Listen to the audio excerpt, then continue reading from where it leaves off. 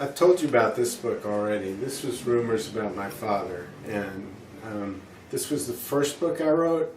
I was a storyteller at that time. I wasn't a real writer. I've taken a lot of time learning how to write.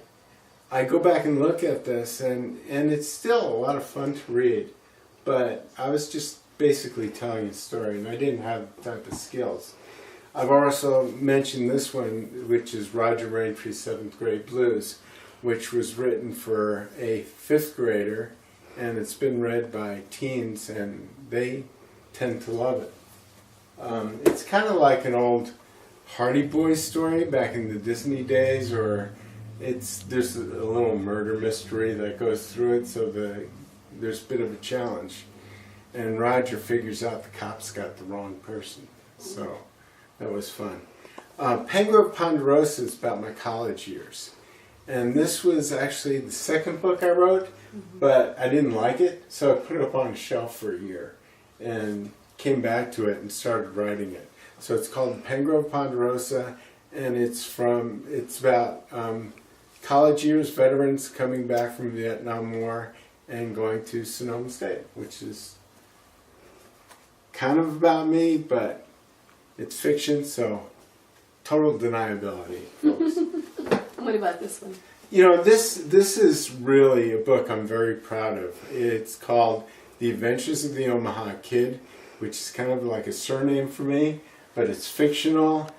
Everywhere he lived, I lived. So, but he's a professional athlete, and it's about his life. And I learned how to writing this book. I was in classes. I took this book to a class, had it critiqued, and really learned some writing skills writing this book. It took 2 years to write. I'm very proud of it. Wow.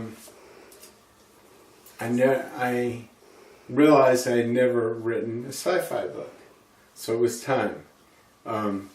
Past the Future, just give a quick background on this. It's about an astronaut who, about 35 years from now, and he's going to one of Saturn's moons to look for minerals. And his spacecraft breaks down. He's leaking fuel.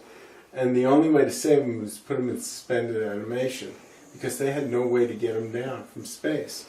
So 100 years later, the next people pull him down back to Earth. And they have evolved. They have 7 fingers, they have big heads, and they are made in factories by Google, Audi, Ford Corporation. And corporations have taken over the world, and people don't need their sex organs, so they're going to remove his sex organs. And he gets saved by these people who don't do that.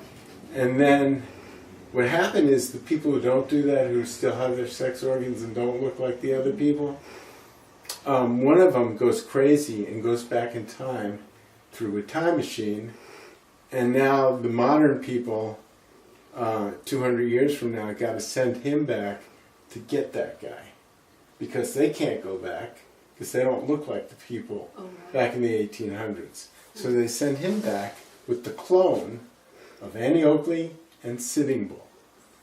And they got to go back and find this guy and get him back. And that's just the beginning of the story. So it really goes on from there. It's fun. Wow.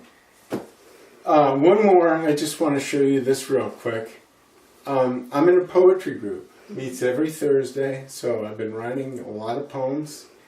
And as I go for my morning walk, I think about it, and the poetry comes from me. So this is called The Poet I Didn't Know, because before I got in the writing group, I came in as prose writer, and lo and behold, I write poetry.